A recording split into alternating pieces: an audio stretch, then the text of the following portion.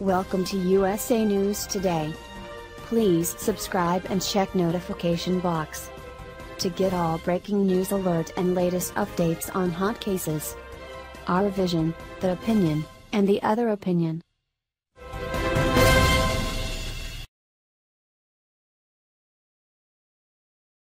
CNN's Jim Acosta spars with Sanders in briefing room after temporary ban. CNN's Jim Acosta made his return to the James S. Brady room on Tuesday for a press briefing with Sarah Sanders, 20 days after the reporter was temporarily banned from the White House. Sanders, who until Tuesday hadn't held a briefing in weeks, took questions after sessions with National Economic Council Director Larry Kudlow and National Security Advisor John Bolton, during Sarah, getting back to Paul Manafort and the special counsel's office saying that he's violating the terms of this plea agreement by lying to investigators, would the president recommend that Mr. Manafort begin to cooperate, offer full cooperation to the special counsel's office? We can only speak to what our role is in that process, and not only has the president but the entire administration has been fully cooperative with the special counsel's office, providing hours and hours of sit-downs as well as over 4 million pages in documents. We continue to be cooperative, but we also know that there was no collusion, and we're ready for this to wrap up. In which Acosta kept quiet. The press secretary eventually called on Acosta, who asked if President Trump would recommend that Paul Manafort should cooperate with authorities going forward. The questioning grew tenser, though not nearly as explosive as the post-election incident that resulted in his pass being pulled, as Acosta then asked why Trump doesn't have faith in his advisors.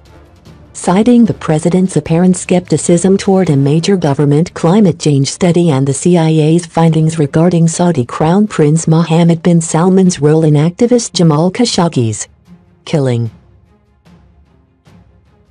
Sanders shot back, "That's not accurate," as the CNN reporter listed a series of examples. He continued to ask the question but was met with pushback from Sanders. "That's not true. The president has a great deal of faith in the intelligence community and, certainly, in the team he has assembled around him," she said before Acosta disagreed.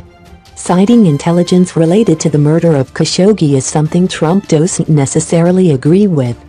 "We haven't seen definitive evidence come from our intelligence community that ties the Crown Prince of Saudi Arabia directly to that," Sanders said before moving on. Acosta's hard pass, which provides expedited access to the White House grounds, was suspended after he engaged in a contentious back-and-forth with Trump during a November 7 press conference. During the now infamous moment, Acosta refused to pass the microphone to a female White House aide and there was brief contact between the two.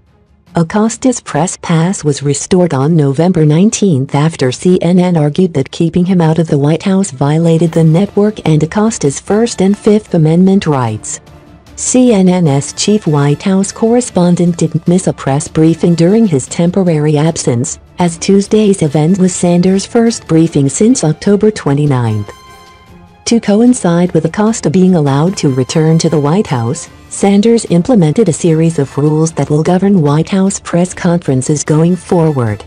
Journalists are now only permitted to ask one question and must yield the floor to another reporter unless a follow-up question is granted. However, a handful of reporters, including Acosta, politely asked multiple questions during Tuesday's press briefing.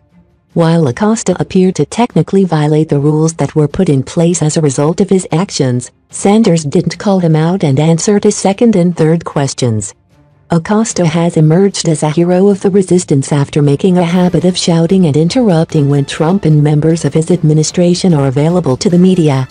The CNN reporter has been praised by liberal comedians such as Jimmy Kimmel and even appeared in the most recent season of the Netflix hit House of Cards. A follow-up. The president doesn't believe the warnings in the climate report. The president doesn't believe the CIA when it comes to Jamal Khashoggi. The president doesn't believe the intelligence community when it comes to Russia meddling. why doesn't he have faith in his advisors? That's not true. The president has a great deal of faith in the intelligence community and certainly in the team that he has assembled around him. However, I've addressed the climate report. There's really nothing else to add on that front. Khashoggi, you said that that was not true, that he doesn't believe the CIA. He said the other day, maybe MBS did, maybe he didn't, the Crown Prince. And we haven't seen definitive evidence come from our intelligence community that ties him directly to that. What we have seen is a number of individuals that we know are tied to that, and those individuals have been sanctioned. The people that we have no doubt about their involvement, we've taken action on. And as he said, we'll see what happens beyond that, and if there's more definitive information, we'll make a decision at that point. Thank you for watching. Write a comment and let us know your opinion. Do not forget to subscribe and activate notifications. See you soon.